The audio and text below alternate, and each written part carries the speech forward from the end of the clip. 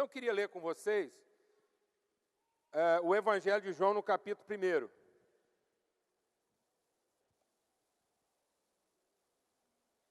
Para a gente entender aqui uma questão de princípio.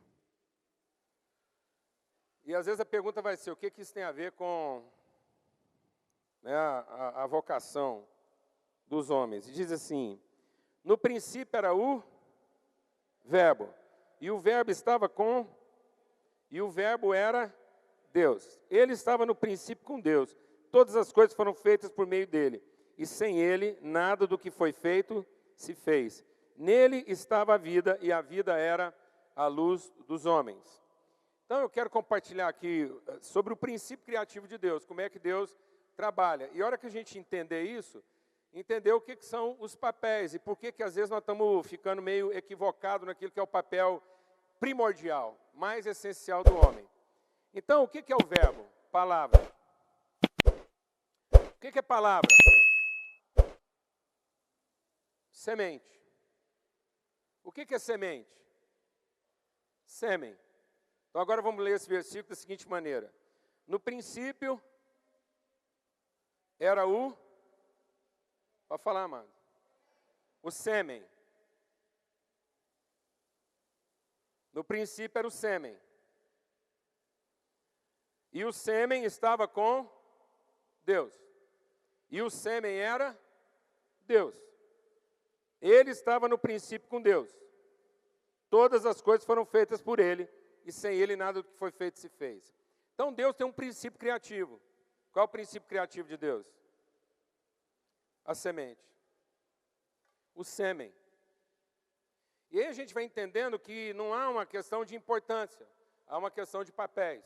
Não é uma questão do homem ou da mulher terem lugares hierárquicos ou de importância. Nós não estamos tratando de governo. Nós estamos tratando de um princípio funcional. E o princípio funcional de Deus diz que ele começa com o quê? Com sêmen, com a semente. Por isso que ele diz lá, toda árvore vai dar fruto. E vai dar fruto segundo o quê?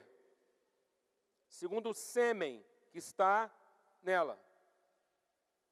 Então, o que determina o processo criativo de Deus é a condição primária do quê? De uma semente. O reino de Deus é como um homem que saiu a semear o quê? O seu sêmen. O reino de Deus é como um homem que saiu a semear a semente. A responsabilidade da semente. Por isso Deus vai lá amaldiçoar Onã, porque Onã não tinha responsabilidade com a sua semente. Por isso que prostituição e pornografia é um assunto muito grave na palavra de Deus. Prostituição na palavra de Deus não é um pecado qualquer. É um pecado totalmente diferente de outro. Por quê? Porque a responsabilidade do quê? Do sêmen. É o homem entendendo qual é o seu papel e como é que ele protege a mulher primariamente. Então, qual é o elemento principal e mais elementar de proteção do homem com a mulher? É a responsabilidade da sua semente. Entender o seu papel como elemento primordial nos processos de revelação e direção de Deus naquilo que ele quer comunicar. Deus criou o homem, macho e fêmea os criou. No processo criativo, macho e fêmea foram criados o quê? Ao mesmo tempo. Mas no processo de formação, Deus começou com o homem e do homem formou a mulher. Então, quem dá à luz a esposa é o marido. Porque a esposa não dá à luz marido, a esposa dá à luz filhos.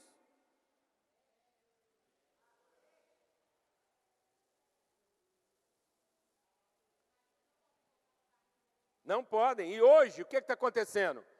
Hoje nós temos um problema grave. As mulheres estão desposadas dos seus filhos mais velhos. Há mulheres cansadas, deprimidas, por quê? Porque o ônus de todo o processo está por conta das mulheres. Porque não há o quê? Não há revelação. Então, o que é a semente? O que é o sêmen? É a identidade, é a revelação. Por isso que quando Paulo ora pela igreja, ele não ora para que a igreja fique mais funcional. Ele diz que o cristão não tem problema de funcionalidade. O nosso grande problema na sociedade hoje não é um problema funcional. É um problema de definição vocacional. E Paulo diz, eu oro para que... Ele está falando por uma igreja. E ele diz, olha, eu louvo a Deus pelo amor de vocês, ou louvo a Deus pelo desempenho de vocês, louvo a Deus pela hospitalidade de vocês, mas eu oro para que os olhos do vosso entendimento sejam iluminados, a fim de vocês receberem da parte de Deus o espírito de sabedoria e de revelação, no pleno conhecimento da sua vocação. Então, o que acontece hoje com a sociedade? O que Paulo diz? Paulo, escrevendo aos Gálatas, ele diz assim, enquanto há imaturidade, os filhos não são diferentes dos escravos. Os filhos não são diferentes dos escravos. Porque o que é um filho imaturo? É um filho que tem uma relação o quê? Uma relação funcional, apenas. Quem que é o filho imaturo? É o bebê, a criança. E a criança reconhece quem? A figura materna. Porque é provedora do quê? Das suas necessidades. Então, hoje, nós vivemos uma sociedade infantilizada por conta de quê? Porque é uma sociedade que está pautada na satisfação das necessidades. Então, hoje, o que rege o pensamento humano é a demanda. Então, muitos homens hoje, muitos homens e mulheres, e especialmente pastores, estão pautando o seu ministério por quê? Por demanda. Agem por demanda. Fazem por demanda. E não por revelação. Paulo diz, não, eu oro para que vocês parem de trabalhar por demanda. E comecem a viver por revelação.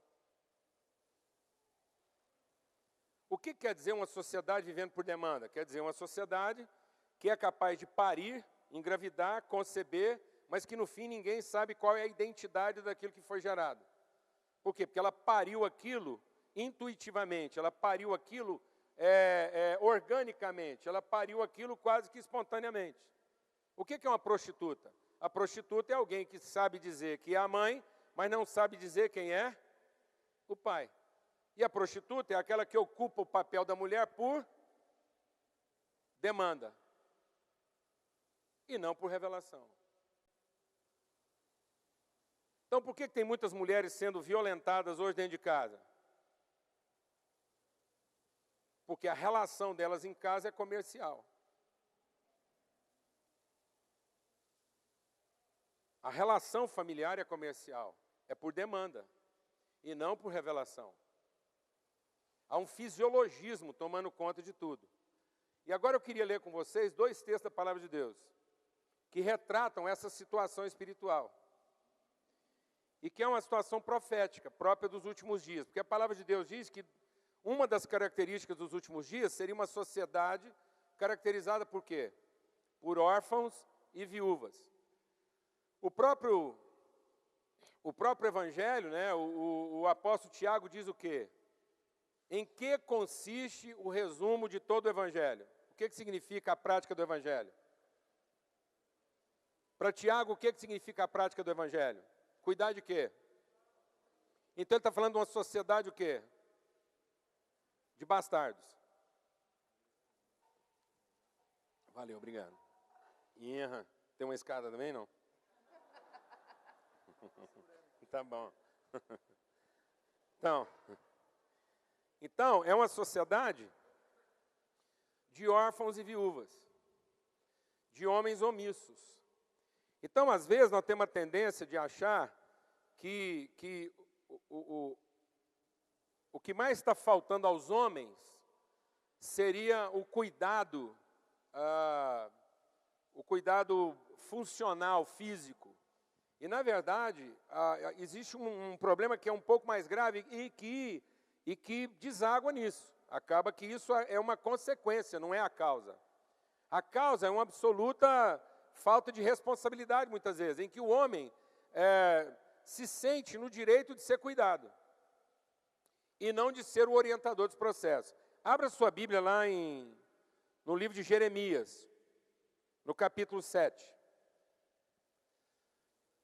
O que eram os dias de Jeremias? Presta atenção. Jeremias é um profeta que foi levantado num sentido totalmente inverso de quase todos os outros profetas. Sabe o que o Jeremias falou? Ele disse o seguinte: Deus me levantou para arrancar o que está plantado e derrubar o que está construído, para depois construir de novo. E aí Paulo evoca isso lá em 2 Coríntios 10:3. Paulo diz o quê? Que o evangelho é para quê?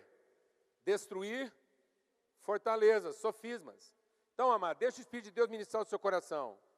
Paulo diz o seguinte: se nós não formos transformados pela renovação do nosso entendimento e pararmos de pensar de acordo com esse mundo pensa, nós não vamos experimentar o quê? A vontade. O poder de Deus está garantido para todo mundo, até um incrédulo pode experimentar o poder de Deus. O que a palavra de Deus diz? Diz que o sol nasce para justos e injustos, diz que a chuva cai para justos e injustos. O poder de Deus é um direito comunitário. A vontade de Deus é uma possibilidade, uma oportunidade só para os filhos dele. O mundo inteiro pode experimentar o poder de Deus, mas só os filhos de Deus podem conhecer a sua vontade. E a vontade de Deus é conhecida quando o nosso entendimento é transformado. E hoje, muitas vezes, a gente se surpreende com debates, discussões no meio da igreja, em que nós estamos tentando arrumar uma forma de arrumar base bíblica para um pensamento humano. Nós estamos querendo arrumar base bíblica para uma forma humana de pensar. E o Jeremias diz o quê? Eu vim para arrancar, para derrubar o que está levantado e o que foi plantado. O Paulo diz, eu vim também para quê? Para derrubar fortalezas que estão colocadas na nossa maneira de pensar. E se nós não formos transformados na nossa maneira de pensar, nós não vamos experimentar a vontade de Deus. Não se iluda. Abre aí em Jeremias 7. Diz assim, verso 18.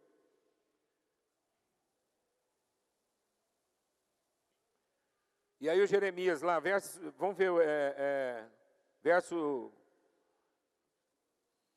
Deus falando com Jeremias, verso 16. Portanto, não ore por esse povo, nem levante por eles clamor, oração, nem te importunes, porque eu não te ouvirei. Situação grave. Agora veja qual era a situação espiritual do povo nos dias de Jeremias. E era um tempo de avivamento, os templos estavam cheios. Os templos estavam cheios. E o que diz aqui? Diz assim: você não vê o que eles andam fazendo nas cidades de Judá e nas ruas de Jerusalém? Os filhos apanham a lenha, os pais acendem o fogo, e as mulheres amassam a farinha para fazerem bolos à rainha dos céus e oferecerem libações a outros deuses, provocando-me a ira. Então, o que aconteceu nos dias de Jeremias? A idolatria do povo transformou Deus num Deus o quê? Num Deus mãe.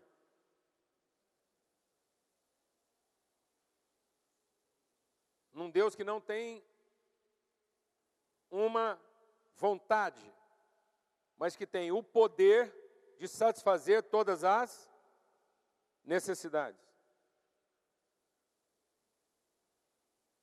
Um Deus que não tem sêmen, não tem palavra, não tem nome, só tem função. Agora veja aonde isso vai desaguar. Vai lá para Jeremias 44.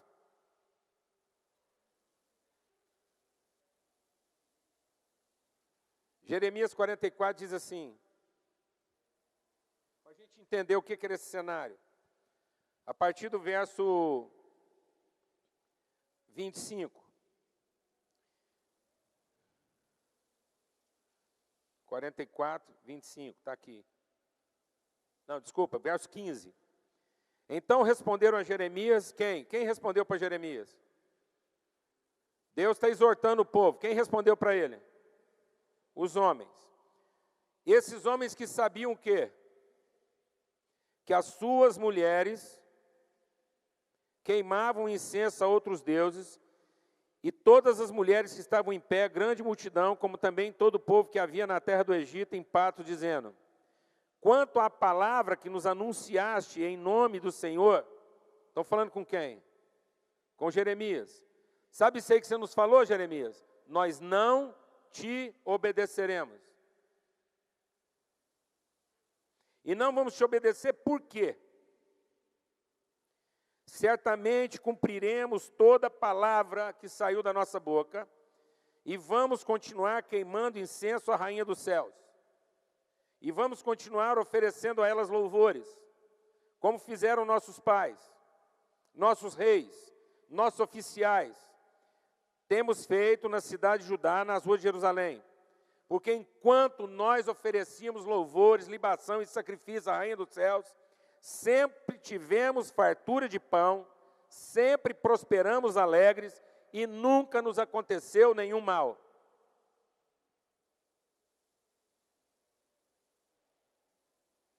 Amados, o que está acontecendo com a nossa teologia hoje? Não é uma teologia de revolução, é uma teologia de demanda. Onde a figura idolatrada do processo é a instituição. Onde as pessoas cultuam a própria igreja como aquela que vai satisfazer as suas necessidades, e não como o ambiente onde eu vou conhecer a vontade de Deus. Então nós queremos a igreja, queremos a oração, queremos um ambiente eclesiástico para quê? Para ter filhos saudáveis, para ter empregos que pagam bem, para ter vida tranquila, para não faltar comida em casa, para ser feliz na terra. Não é para conhecer a vontade de Deus. Porque isso é um pensamento que é um pensamento materno, de ter o filho bem cuidado, de ter o filho bem criado, de ter o filho feliz, de ter ele protegido, de não deixar que falte nada. Por isso, a igreja, que é uma instituição feminina, está ganhando força como instituição. As pessoas não querem uma igreja que apresente para elas o poder, a vontade de Deus. As pessoas querem uma igreja que apresente para elas o poder de Deus. Elas não querem uma igreja que perturbe a sua vida. Elas querem uma igreja que lhes ofereça conforto, segurança, um culto agradável e que não falte nada. Elas não querem o risco.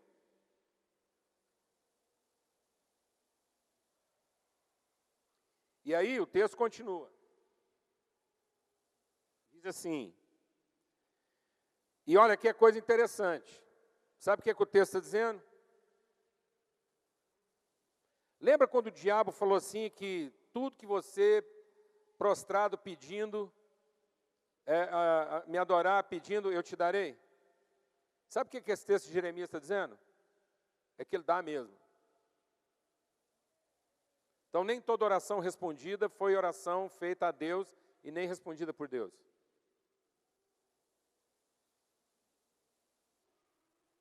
Então, o texto está dizendo que é possível viver um estado de prosperidade, fartura, contentamento e proteção e não ter sido Deus que deu isso. É possível estar vivendo um estado da minha vida de aparente sucesso e não foi Deus que me deu isso. Foi a minha forma idólatra que me deu isso. Foi minha religiosidade e minha devoção. Então, o texto continua dizendo o seguinte. A partir do verso 15, que eu estava lendo aqui, né? E aí diz assim, vamos cumprir, porque nunca faltou nada. Mas desde que nós paramos de queimar incenso à rainha dos céus, e desde que nós paramos de oferecer a elas libações, temos falta de tudo e fomos consumidos pela espada e pela fome. Desde que nós paramos com a nossa idolatria, nós passamos a ter dificuldades.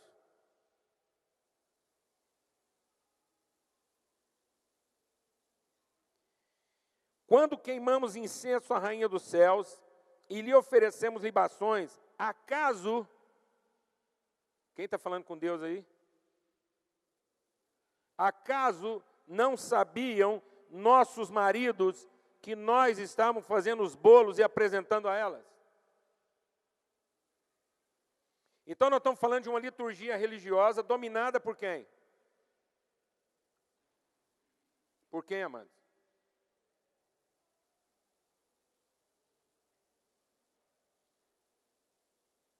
Uma sociedade onde toda a espiritualidade, toda a funcionalidade, todo o rito estava sendo direcionado por quem? Pelas mulheres. Não havia liderança de homens. Isso em nome do quê?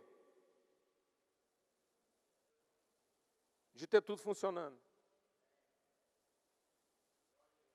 De não faltar nada. De ter todas as coisas exatamente como a gente acha que elas têm que ser.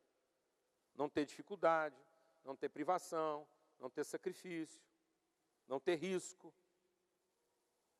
Então isso é uma sociedade o quê? Infantilizada. Nós não queremos que os nossos filhos sejam expostos à dificuldade.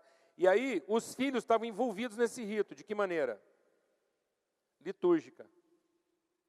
É eles que traziam o quê? Lenha para o sacrifício. Então era uma liturgia toda montada em quê? Em devoção. A juventude ocupada com o rito, no sentido de trazer lenha, as mulheres faziam todo o sacrifício e os homens patrocinavam. Eles é que punham gás no negócio. Mas eram omissos. Os homens não tinham voz.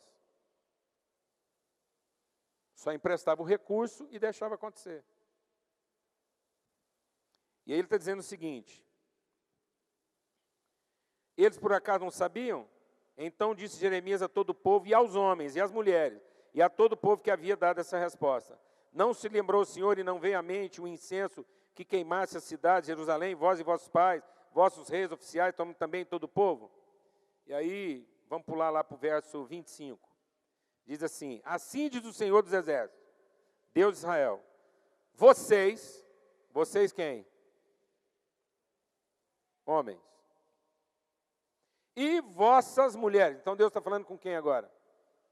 Quem respondeu para Deus? As mulheres. Com quem Deus foi falar? Com os homens. Então a coisa foi tudo para o lado da funcionalidade, do suprimento, da satisfação das necessidades, mas Deus foi conversar com quem? Com os homens. E disse assim: vocês e vossas mulheres, por vossas ações, o que prometeste, quando disseste, certamente cumpriremos os votos que fizemos a queimar incenso à rainha dos céus e oferecer libações, confirme os vossos votos, cumpra-os. Mas ouçam a palavra do Senhor, todo Judá que habita. Eu juro, pelo meu grande nome, diz o Senhor, que o meu nome nunca mais será pronunciado pela boca de homem, dizendo, é certo que o Senhor vive. Sabe qual foi a maldição de Deus para o povo? É que os homens iam ficar o quê? Mudos. Os homens não iam ter mais o que dizer.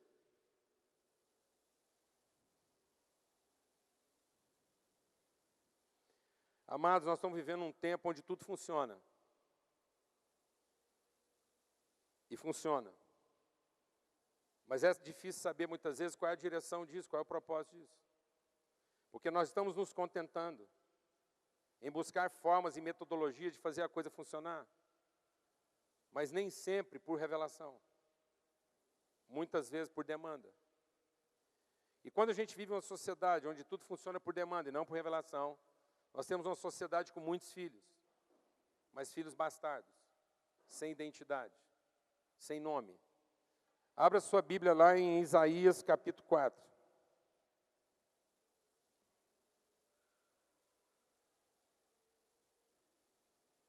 O que diz Isaías 4?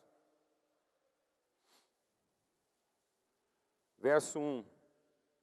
Naquele dia, 7 mulheres lançarão mão de um homem.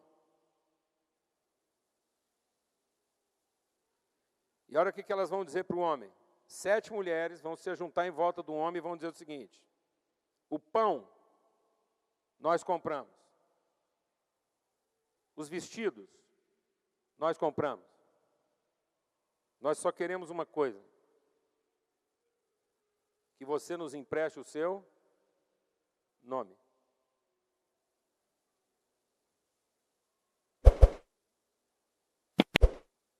Seja honesta, amado. O que está acontecendo hoje?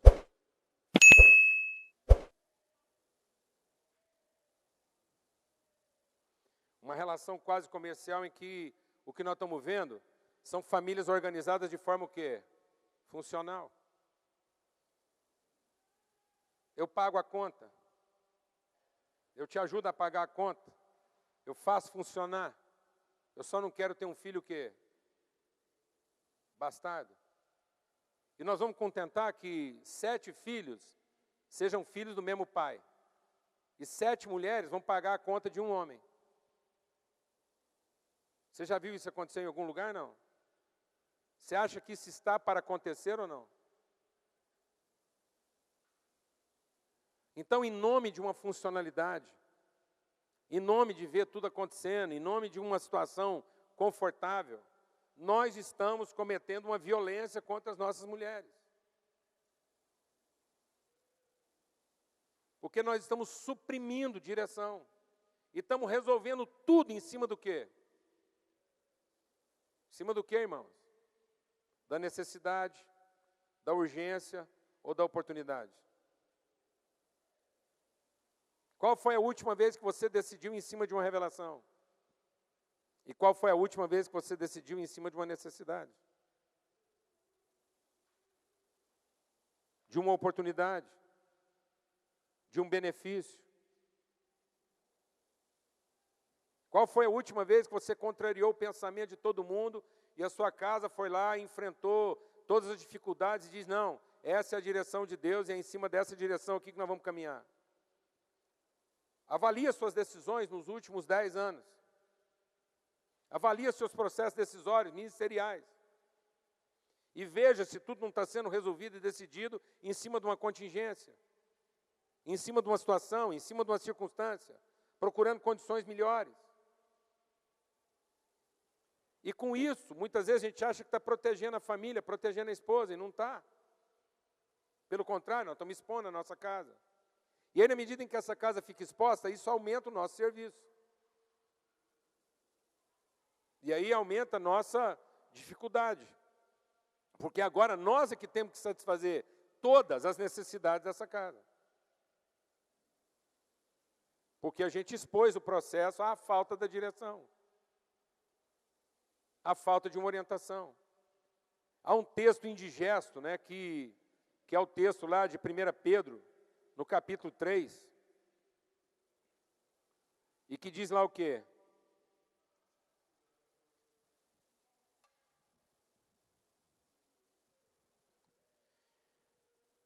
Igualmente, vocês, maridos, vivam com as suas esposas com entendimento, dando à mulher honra.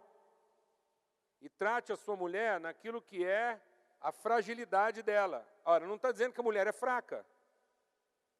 Quem disse que a mulher é fraca? A mulher é muito mais forte, muito mais poderosa em execução do que o homem. Fraco é o homem. Nós temos a fraqueza do quê? Do pensamento, a fraqueza às vezes do medo, da inconstância, a fraqueza da promiscuidade. Agora ele está falando de uma fragilidade. E qual é a fragilidade? Ele diz o quê? Como sendo elas herdeiras convosco da graça da vida, para que não sejam impedidas as vossas orações. O que acontece é o seguinte, toda mulher sabe exatamente como é que as coisas deviam funcionar e bem. Então, toda vez que a mulher traz para nós um problema, ela já traz junto o quê? A solução. Por quê? Porque ela é o útero. A mulher carrega dentro dela as condições para qualquer semente germinar. Então, quando ela traz para você o útero vazio, ela traz também as condições para que ele possa ser cheio. Alguém está entendendo o que eu estou falando aqui ou não, amado? A mulher vem para nós com o útero vazio. Amém? Amém? E aí, em volta desse útero, está todas as condições para que qualquer semente colocada ali prospere. Então, qual é a fragilidade da mulher? É que ela é fértil, ela é capaz de germinar qualquer semente.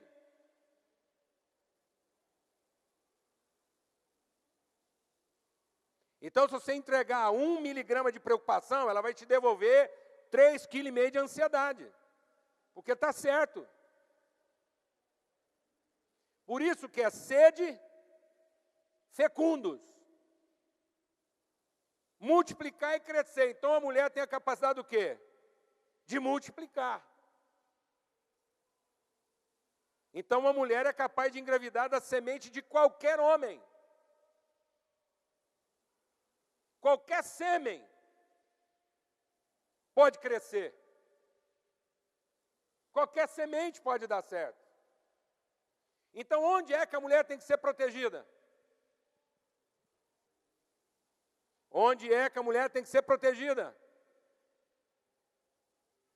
Na sua capacidade. A mulher tem que ser contida na sua capacidade, mutilada, dominada, controlada. Não, nós não temos que controlar a mulher, isso é uma violência. Nós não temos que diminuir a mulher, isso é outra violência. Nós não temos que punir a mulher, porque ela realiza muito mais do que nós. É outra violência. Nós não temos que ter medo da mulher, porque ela sabe resolver as coisas muito melhor do que nós. É outra violência.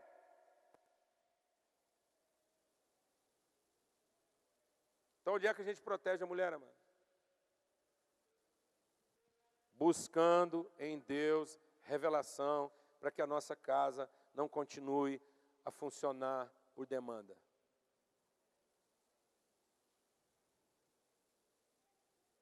O que está faltando nas nossas casas, amados? Funcionalidade? Fertilidade? Não, amados. Revelação. Revelação. Qual foi a fragilidade de Sara, amados? Qual foi a fragilidade de Sara, amados? É que ela arrumou um jeito do Abraão gerar um filho. A Sara resolveu o problema. Alguém está entendendo o que eu estou falando aqui? Porque essa é a virtude da mulher, ela é capaz de resolver o problema. Ela vai resolver. Mas nem sempre vai resolver como? Dentro da revelação. Então, onde foi que o Abraão pecou com a Sara?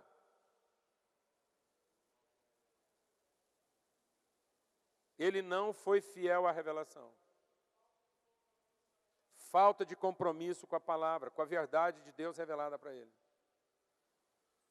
E aí a palavra de Deus diz que Abraão gerou da carne um filho que é problema na vida da família dele até hoje. Então nós não temos que encarar isso num tom pejorativo. Quando a palavra de Deus diz que o Adão pecou dando ouvidos à mulher, o problema não é a mulher. O problema nunca foi a mulher. A sociedade não está vivendo um problema com as mulheres. O nosso problema hoje é que os homens não querem ouvir a vontade de Deus. Porque é mais fácil pensar de maneira funcional e ser engolido por um pensamento focado na solução de problemas.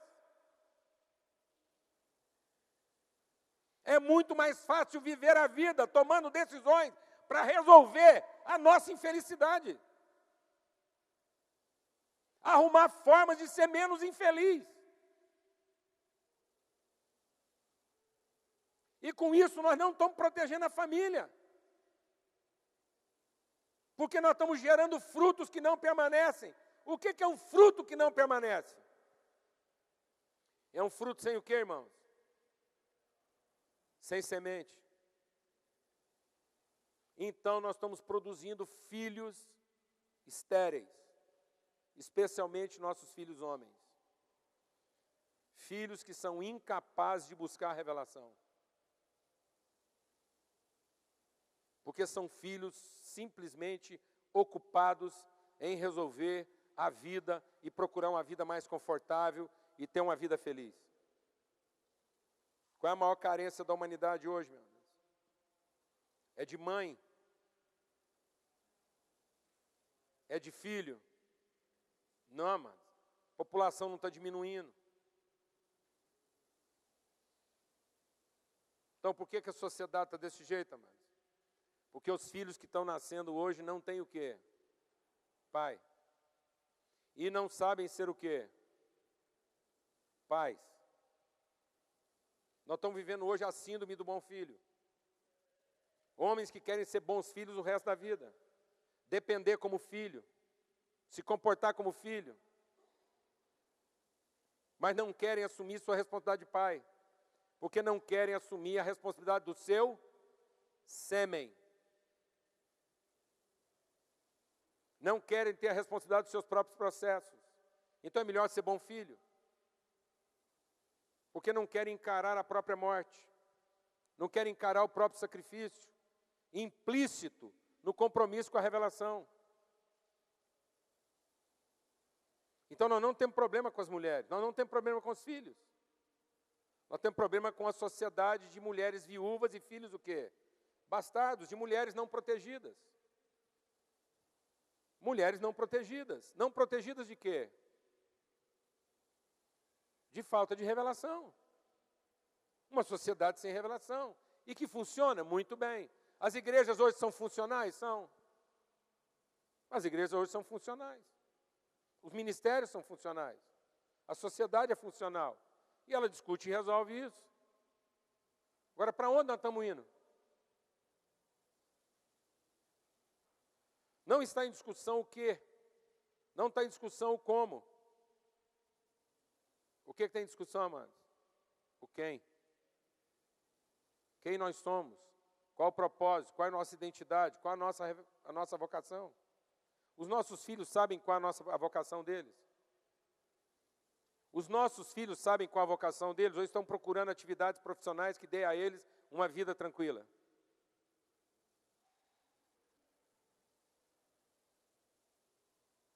O que é o nosso grande dilema hoje? Eu vou falar o que é o meu grande dilema como casa, como família. É gerar compromisso com uma vocação. É ser coerente com a vocação. Porque o tempo todo nós estamos sendo arrastados a quê? A funcionalidade. O tempo todo a crítica vem em cima do quê? Da dificuldade, do sacrifício, da exposição, do risco.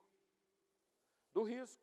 Expor a família a risco, a dificuldade, a trânsito. A matéria do Fantástico, domingo passado, falou sobre coparentalidade, que na verdade é uma modalidade hoje de assumir filhos, mas sem responsabilidade. Então o cara só empresta o sêmen e na verdade a mãe está criando o filho, na verdade sabe quem é o pai, mas ele não tem responsabilidade, é uma responsabilidade compartilhada, mas sem responsabilidades. E hoje, amados, nome virou substantivo numeral. Nome hoje é só para separar um número do outro. É só para separar um José de um Antônio. Nome hoje não representa família, propósito, vocação, papel na sociedade. Nós precisamos lembrar que quando Deus deu nome lá nas tribos de Judá, esses nomes tinham um propósito o quê? Ministerial. Cada nome representava um papel a ser cumprido na comunidade. Então eram os filhos de José, os filhos de Judá. Hoje nós não temos nada disso não. Não há semente. Só há fruto, só há polpa. Nós queremos é o caldo. Nós queremos é a polpa, não queremos a semente. E aí queremos ver quem paga a conta. E eu vou dizer uma coisa, amados. A mulher paga a conta melhor do que o homem. Porque quem fica com o ônus no fim? Quem fica com o ônus no fim? Então, onde é que nós estamos expondo as nossas mulheres em pior grau? Na medida em que elas têm que suportar a nossa falta de revelação. Elas estão pagando a conta da nossa falta de revelação, falta de direção. Elas estão pagando a conta da nossa inconstância. Porque na medida em que a mulher ela é solucionática, ela resolve, nós não temos que buscar a revelação de quem? De Deus. Então o que ele está dizendo aqui? Se nós não entendermos que a fragilidade da mulher está exatamente na sua força e que ela é capaz de resolver qualquer problema, ela vai arrumar um jeito de resolver o problema. Ela vai encontrar uma forma de resolver o problema. Ainda que seja o problema de Deus. Porque Deus chamou um cara estéril para ser pai de muitas nações. E chamou uma mulher estéril para ser mãe de muitos filhos. Ela vai resolver o problema. Ela vai pegar a empregada para dormir com o marido. Ela vai pôr o serviço no lugar da relação. Está resolvido o problema. Ela vai dar à luz um pai. Mas ele não vai dar à luz uma esposa. Alguém está entendendo o que eu estou falando aqui ou não? Mano? Então isso é um grande desafio para nós. Porque há uma pressão social para que isso seja dessa forma. Nós vimos aqui pelas palavras dos profetas. Eu queria concluir, à luz desses textos aqui, à luz lá de 1 Timóteo, quando o 1 Timóteo diz lá, eu quero que os homens levantem mãos santas, sem mancha, sem mácula, em intercessão, em oração. Eu creio que a nossa melhor forma de proteger as mulheres, como homens, é na oração. Uma delas é a oração. Falar com Deus. Para buscar o que, amados? Revelação. Nossas famílias estão precisando de revelação. E não de solução. Nós estamos precisando mais de orientação do que ter os nossos problemas resolvidos. Nós estamos precisando mais de direção do que de segurança. Do que de proteção. Nós estamos precisando mais de revelação do que de sustento. Recurso. Lembra da queixa lá? O dia que nós paramos de oferecer culto à Rainha dos Céus, nós começamos a ter problemas. A coisa não funcionou mais igual funcionava antes.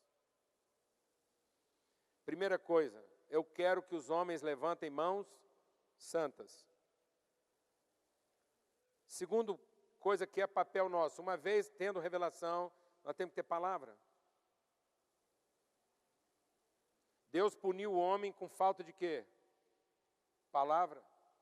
Ele diz no meio dessa bagunça, então, que o homem não tenha mais nada o que falar. Então, nós temos que, em oração, buscar de Deus o quê? Revelação, para que a gente tenha o quê? Palavra. Porque a palavra é a semente. E não há nada que comece sem uma palavra. Você sabe qual é a palavra que orienta a sua vida hoje, orienta a sua casa? A sua casa está andando em cima de uma palavra ou em cima de uma habilidade. Sua vida hoje é pautada pelo exercício das suas competências ou pelo cumprimento de uma palavra. Há uma palavra de Deus dada para a sua casa e você está em busca de cumprir essa palavra, de torná-la completa. Há uma vocação, há um nome. Deus te deu um nome para sua família, para sua casa, e você vai cumprir isso cabalmente. Ou lá atrás, em algum lugar, você já arrumou um desvio, e você manteve algumas funções, e acha que ao manter a função, você está cumprindo a palavra, e pode não estar. Às vezes nós arrumamos formas de quê? De nos mantermos, de sobreviver. Mas aquilo não está mais de acordo com a orientação que Deus nos deu no início. Oração para que haja revelação. Palavra para que haja direção. E sacrifício. E sacrifício. E sacrifício. A gente não vai ter tempo de meditar sobre isso aqui, mas eu quero dizer para você uma coisa, mas a primeira família nasceu da morte de um homem.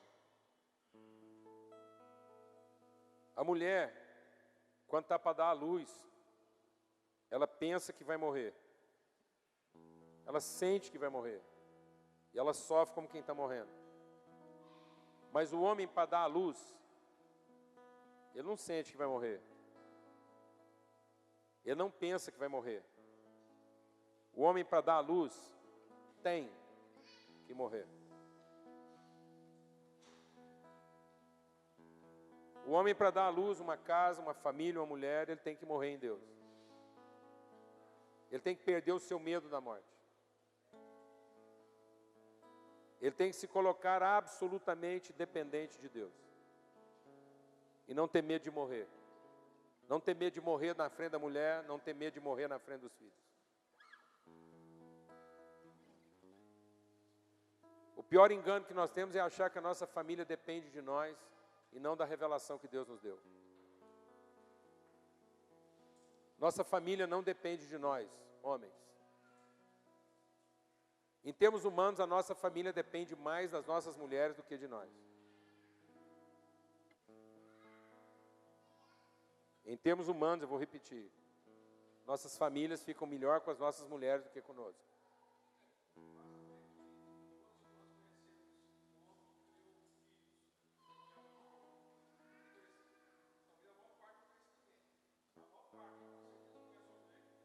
Exatamente, a mulher vai lá e cria os filhos abandonados pelo homem. Então, em termos de sobrevivência, os filhos estão melhor com a mulher do que com a gente. Porque nós não estamos lá porque a família depende da gente. A família depende da palavra que Deus revela a nós. E se não houver uma palavra no nosso coração, nossos filhos serão bastardos. Serão filhos de viúva. Então o homem, amados, é para morrer. O Adão, para gerar uma família, morreu. E Jesus, para gerar a família dele, morreu. Porque aqueles que venceram, venceram pelo sangue do Cordeiro. Pela palavra do seu testemunho. E porque não tiveram medo de morrer. E o problema é que muitos homens não estão funcionando como homens. E não estão trazendo a semente para sua casa. Porque trazer essa semente significa morrer. E hoje os homens estão dominados do medo da morte. Porque o grão de trigo que cair na terra não morrer, ele fica só.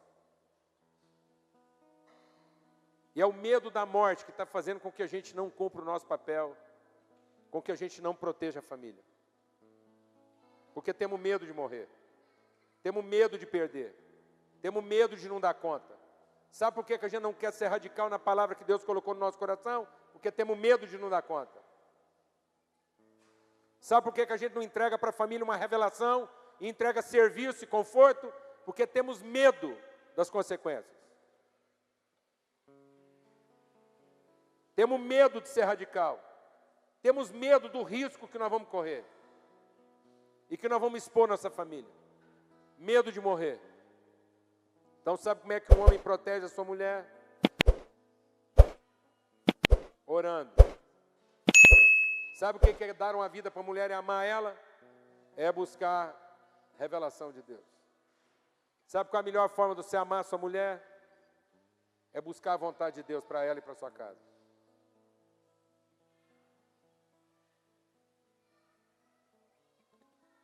Sabe qual é a melhor forma da gente amar a nossa mulher e a nossa casa?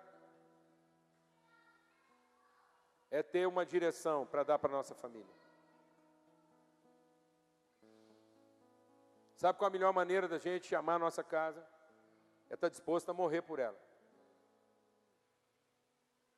Mas não abrir mão. Não abrir mão da direção que Deus deu para a nossa casa.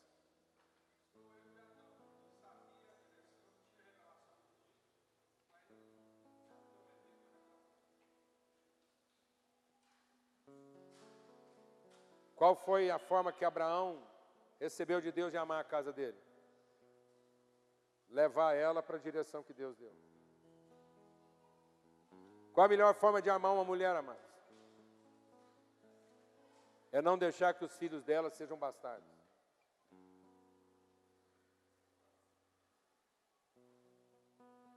Qual a melhor forma de amar uma mulher, amados? É fazer com que ela seja alegre mãe de filhos. E como é que ela é uma alegre mãe de filhos? Ela sabe que os filhos dela não são bastardos.